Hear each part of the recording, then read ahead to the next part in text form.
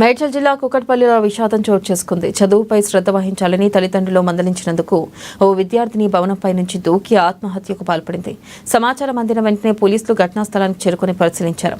KPHP colony Manjeera trinity homes 17వ అంతస్తులో హరినారాయణమూర్తి తన కుటుంబంతో సహా నివసిస్తున్నట్లు పోలీసులు తెలిపారు.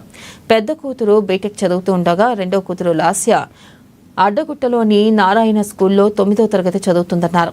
గురువారం సాయంత్రం స్కూల్లో నిర్వహించిన పేరెంట్స్ టీచర్ మీటింగ్లో లాస్యప్రియ చదువుపై ఉపాధ్యాయులు తల్లిదండ్రులకు వివరాలను తెలియజేశారు.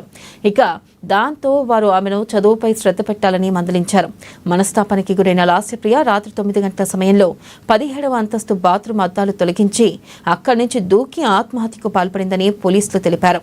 ఇక ఈ ఘటనపై కేసు నమోదు చేసుకుని మృతదేహాన్ని పోస్ట్ మార్టం నిమిత్తం గాంధీ ఆసుపత్రికి తరలించి దర్యాప్తు చేపట్టారు పోలీసులు.